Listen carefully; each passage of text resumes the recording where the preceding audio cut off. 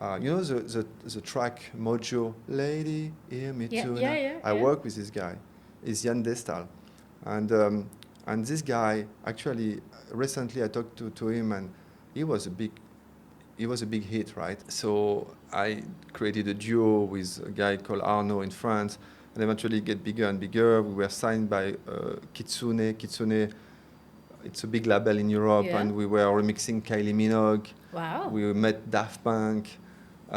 We all at one during 2 or 3 years we had like a moment of I wouldn't say we were extremely known, but on the underground we were well known. It was not where he was supposed to be. There was something off, right? Yeah, Because yeah. it was too much of this, too much of that, too much of ego, too much of alcohol, too much of Yes. pleasure sometimes that was, and deep inside people were not that happy.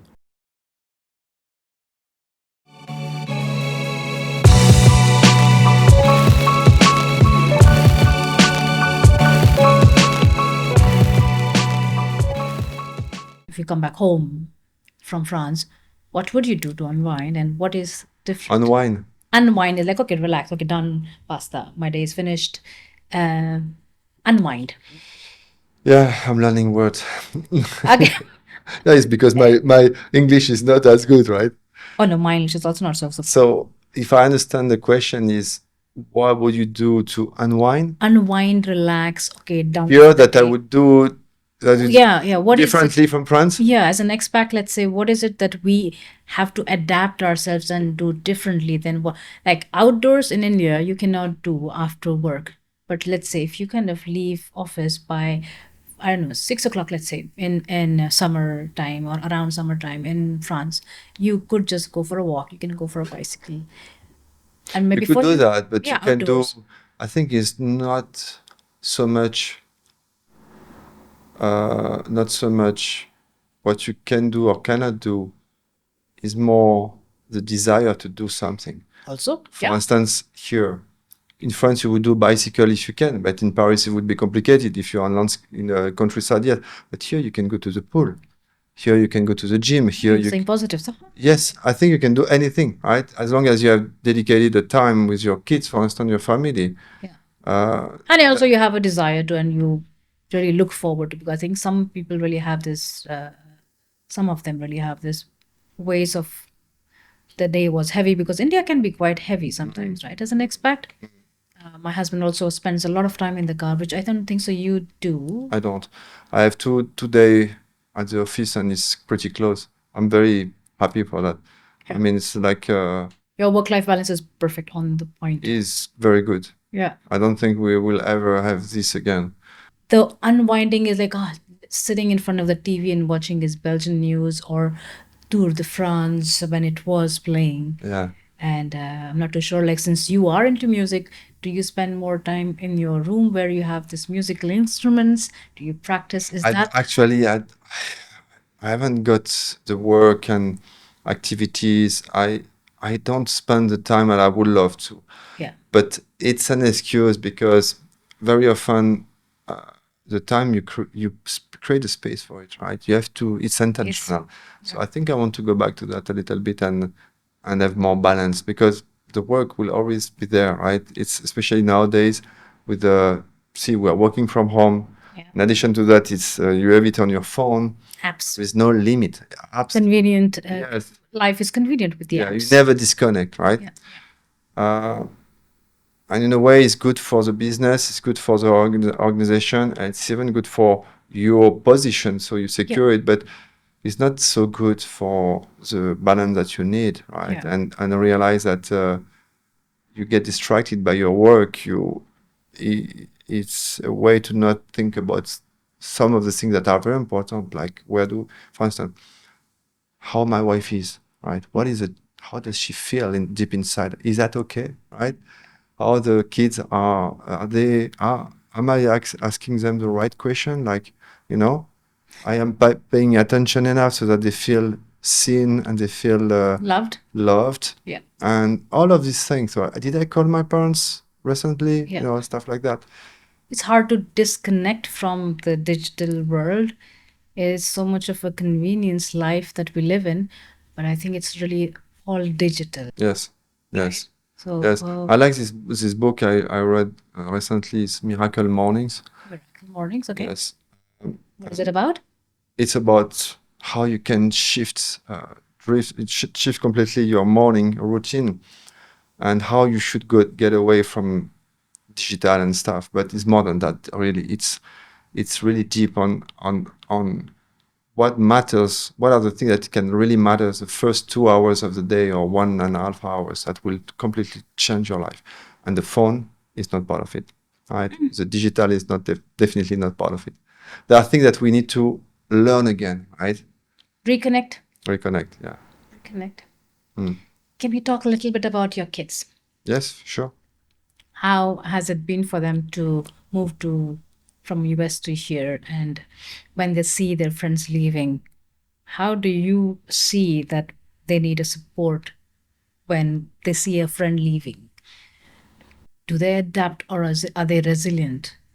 Do you think it is a hard life for kids as an expat? So it's a very good, very interesting question. I will try to answer with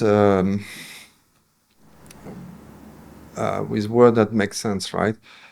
So I want to step back a little bit. The expat life is hard to say to people in France, for instance, oh, I love so much my life, and I think he brings this and this, because people can challenge you and say, well, I'm very happy I was born in this mountain, Yeah. right? And I have my circle of my family and my friend, and Yeah. your life is no better than mine, and I would agree with that, right? Yeah, It's different. Now, when it comes to the kids, though, there is a difference. The way, first of all, they speak English and French, which is a Your mother blessing. tongue. Yeah. But the way they have been exposed to different culture, we can tell the difference with people who stayed, for instance, in France or another country. They are so much connected to people they meet easily, and without judgment, and they have this capability of loving, right, and spending time and actually embracing other culture. That is definitely an effect of the Being expat. expat kid. That's for sure, right?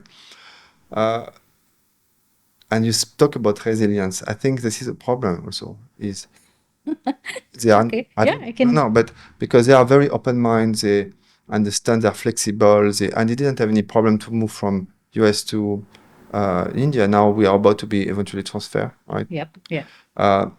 And we may have to go back to France, and it's not a great idea for them, but wherever basically we would go, it would work, right?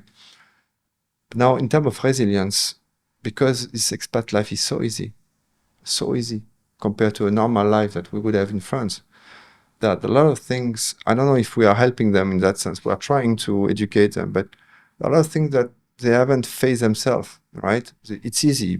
Especially in India, the level of service is so high. Yeah. You have a maid, you have a cook, and eventually you are close to them, and you get, whatever. Every time they come back from school, every day, everything is perfectly clean, ready. Not sure my kids are the most resilient person yet, and we want to compensate that. We want to teach them, right? Especially a father like me who would protect them, right? Easily, I would have the tendency to protect them. I don't think expat life helps in this. That's why we need to be aware and work on it, right? That's a very different perspective. Yes. Because everybody that I asked this question about kids, and they said they really become resilient. They're much more resilient than us. They adapt and they adjust very quickly. Adaptation and resilience, I would split the word. Adaptation is I move to a country to another one. Resilience is if we move back to France, and if you are in special, difficult moments, you are all on how much you can absorb, because you have been always helped with people around you. You were in school like Mahindra, where people are nice to you, but guess what? The world is not like that. And we tried as much as possible to not expose you to that, but in doing so, we need to work on it, because in a different way, not traumatic as a life would be, Yeah. but with wiseness, and Yeah. to bring you this level of awareness of the world is not where you live here in your planet, right? I think I would like to put in that one point. Uh,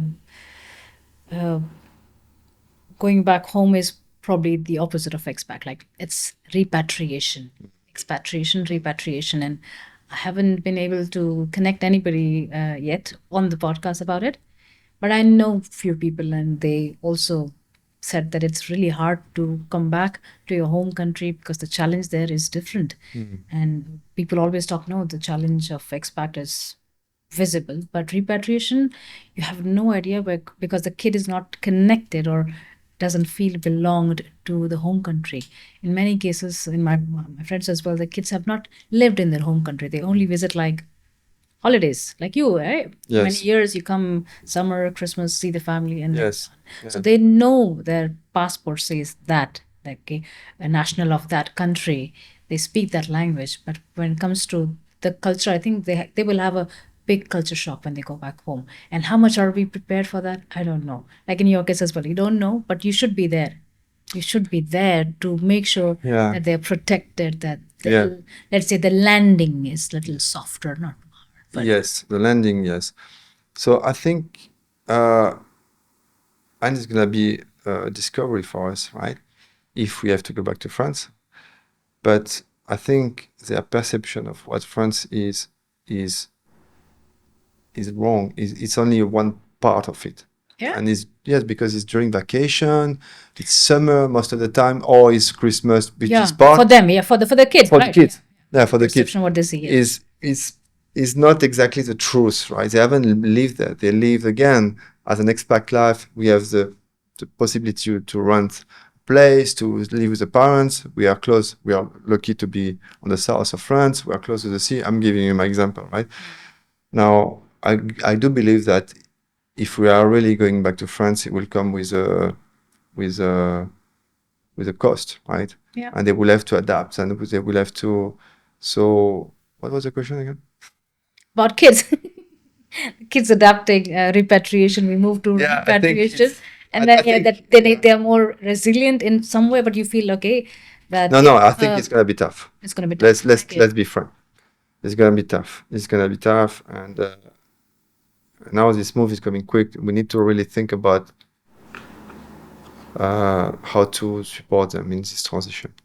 How do we make sure that they embrace it, but also they set their expectation right? And it's also a new season for them to learn something else, which is different to what they had before, right? And is it the same for you as adult, as parents, moving back? Let's say, like, yeah, if you have to go back, do you think you are prepared? Like you will be there to protect them, to Yeah. help them out, but how about you? Do you think that you also need to, yeah, It's a good question. yeah? Or what is the Well, the way? good thing about coming back home is you're getting closer from the family. So it's not a lose-lose completely. It's Yeah, yeah. it's you may lose on the finance, part. You may lose on your giving up on your expat life and all the benefit that you had, right? But at least, and maybe it's time to put back the priority. Maybe you get closer from the family, and maybe you are here for 1 or 2 years, maybe before you move again, right? Why don't you use this time to fully enjoy, to family, be close to your family, right? So I would say for sure it's gonna be tough because it's gonna be different life. But I am looking forward to this opportunity to see my family not only twice a year, But more. but much more, because this time is passing by, is going, and you can't catch it up, right? Yeah. Especially for the kids as well. They won't see their grandparents so long and Yes. stuff, right? So I guess we should focus. Again, the gratitude is very important wherever we are, right? And I think we should, and it's something I'm talking to myself because it's not my nature, but focusing on gratitude. What do I get here? How I get to spend time with family. It's amazing. Let's do Yeah. that.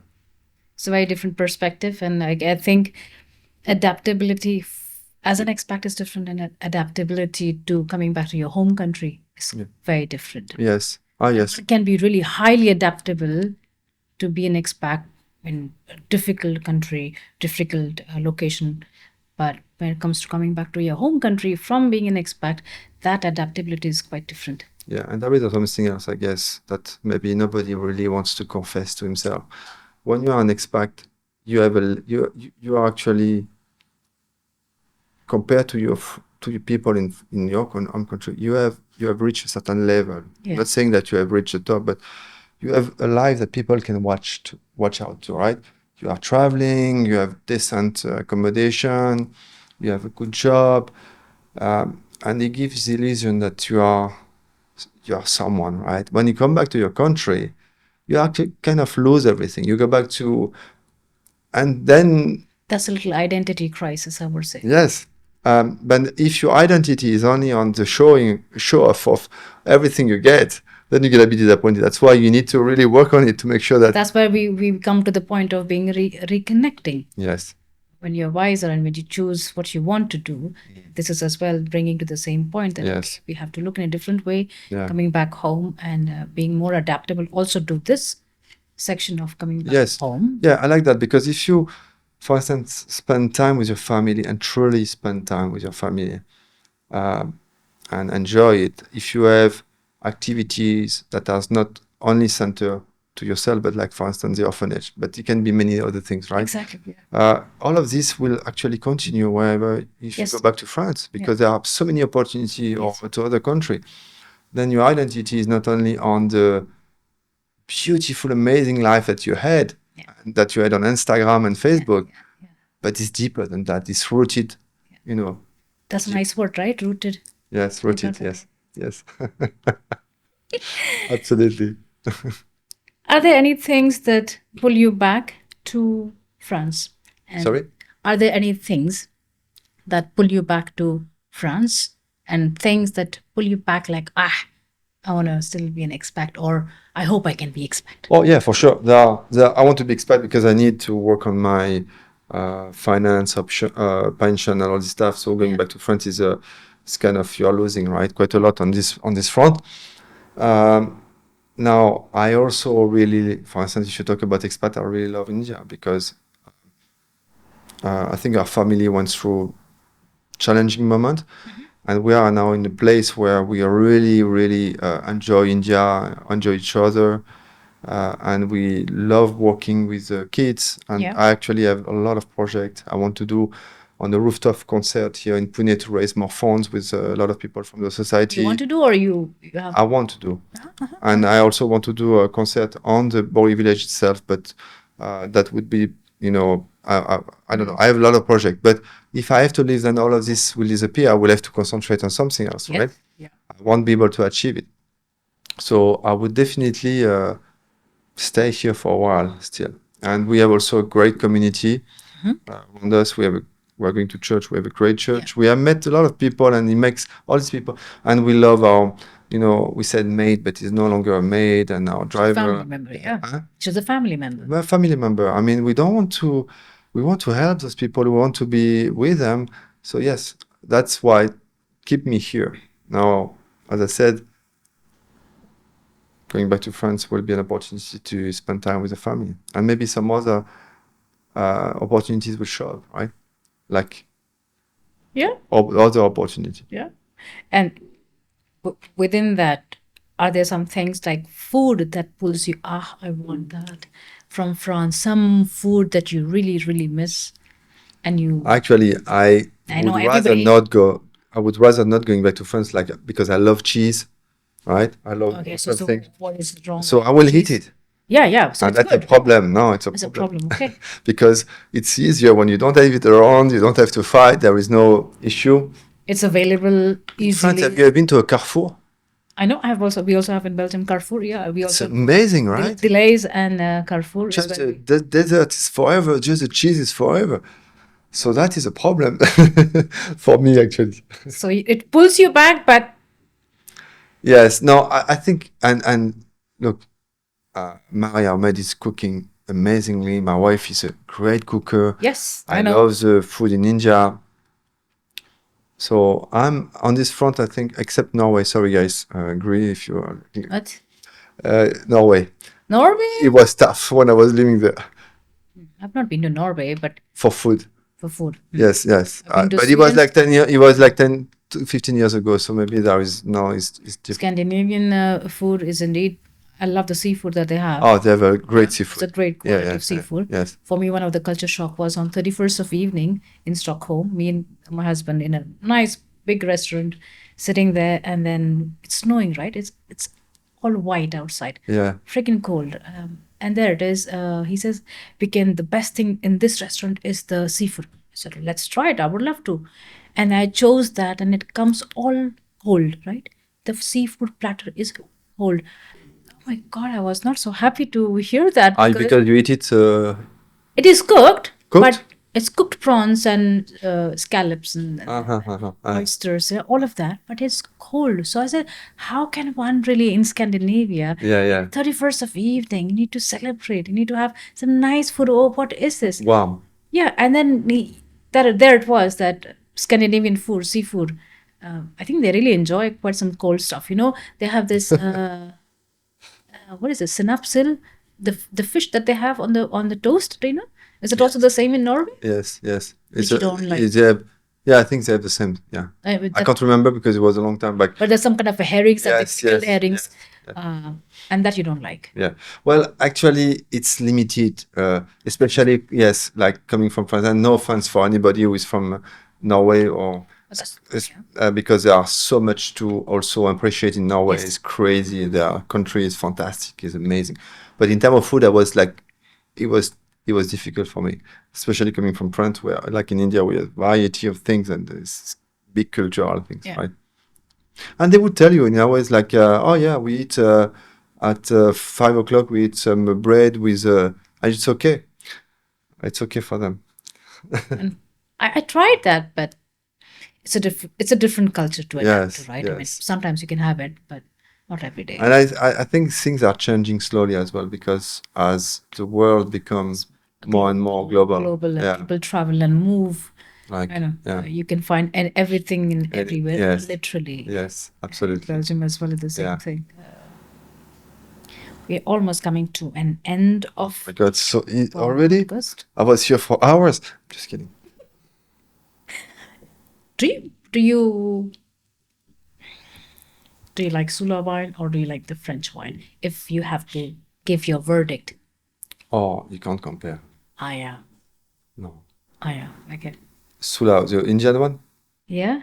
Yeah, it's good. I It's like good? it. Yeah. But when you have to compare it, no. You can't. It's like, no, you can't. Then It's like then you Bordeaux. are pulled to France. No, it's, and even if I was not French, and that said, I've drank amazing wine from Chile, from Argentina, from South Africa.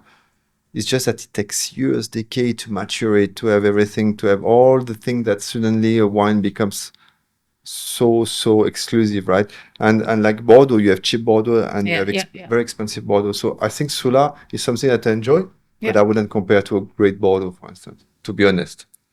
I just wanted to see your reaction. Yes. I thought you should have said like, "Oh my God, how you can't do that? French wines are best." I thought you would say that. No, I think we still have one of the best wine, but we are no longer alone in this world.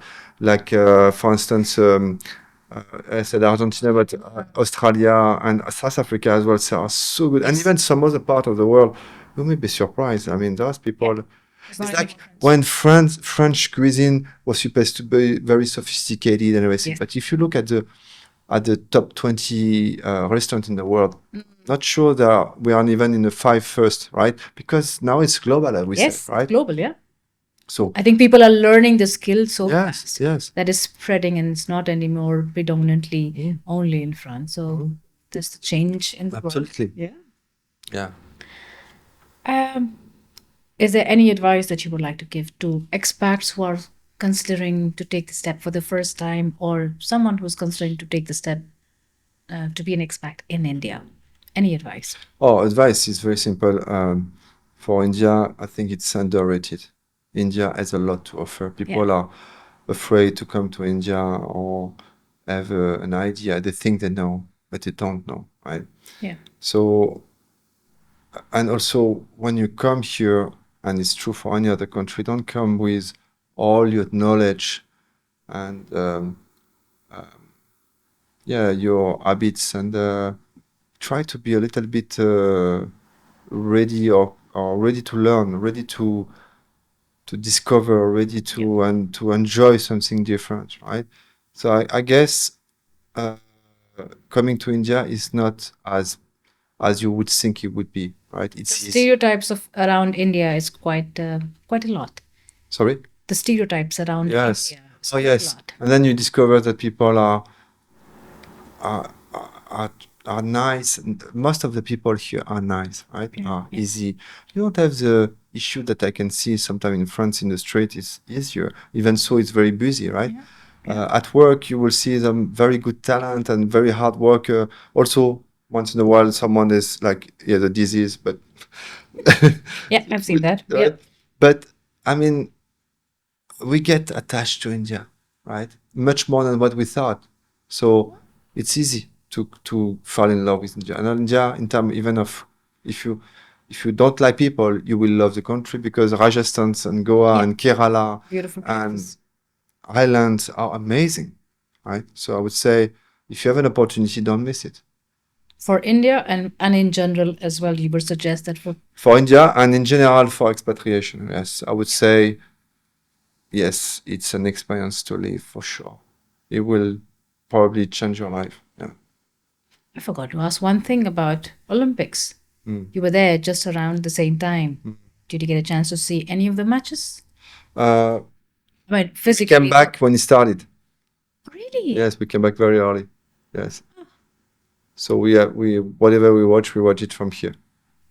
And do you always follow Tour de France when it happens? No. Are you a big fan of it? Like my husband? Is a fan of Tour de France? I think those people are fan of Tour de France because of the landscape that you see, right? Yeah. He'd be like, I like to see that, okay, I used to drive there, I used to bicycle there, and to see the aerial view is beautiful. I say, yes, dude, but how can you watch that for 3 hours or 4 But Dieter hours? these guys are a big sportsman. That's Big why me, I'm I'm a musician, so I can't. Oh. Sports person, my husband. I mean, yeah, he's. I should not say. Yeah, Yes, he's, he is. he's a footballer. Yeah. He's a big fan, big Yes. footballer fan. Yes. He watches football. No, but okay, let's say I know people in society, expat, they Yeah. love watching sport, and I respect that. I think it's a good, once you have the setup and everything, it's a really good hobby, right? Yeah, If you ask me if I pass by and I have a beer, why not? I would Yeah. love it. It's just that it's not set up in my life, so I don't watch. But also like matches like in Olympics, you never watched or on TV. You did I follow. watch one thing, the World Cup when France is playing as Oh a my God. soccer. Okay, that's Then I it. watch because it's time to watch. It's serious, right? I think at that time we were in when France was playing in Olympics. We were here, and yeah, For soccer. yeah, I think so. There We was won once that final, they were. but that is so Olympics and soccer. I don't know if it works, but I mean, for me, I'm talking about the World Cup, right? This is when finally I sit down. I know when the and there was Euro. Yes, Euro. I watch Yes, it, Euro Cup, right? yeah. Because the national team is playing, and I don't know why I identify myself and said this is a time where I need. When is it gonna play? I know. Then right? you know, look Yeah. at the calendar and book it. Yes. My husband also gets really emotional, in fact, watching. yeah? Oh yeah, But Dieter is very he's nervous. He's a sensible. bit nervous walking here and there when Belgium is playing, and this was. And every sport that Belgium participated in Olympics, and he was there watching it, being nervous. And Belgium did well, no? Yeah, Belgium did well, much better than India. Well, much better than India, and he was teasing us, Like, how much did India win? Yeah, I think Just the conversation, and I it was think nice. India has a potential to be number one with 1.4 billion, right? 1 billion for 400. It's a pity this time they didn't perform. But you But need hopefully to, next time. yeah, you need to. It's not part of your like your cricket. It's Yeah, your that's things, the right? that's in our DNA, right? Yes, yes. It takes years and decades for some of the sports to mature, but it will eventually It will will get improve. there. It will improve. And the last, maybe the last advice is, I see a lot of books. This book is just an amazing book. I don't know if you. Yes, I have not finished it yet, but yeah. Okay. I It's a really great love book. the Atomic Habits from Yeah. James Clear. Yeah. If you have the Time to everybody, kind of- huh? time to read it. It's a game, life changer.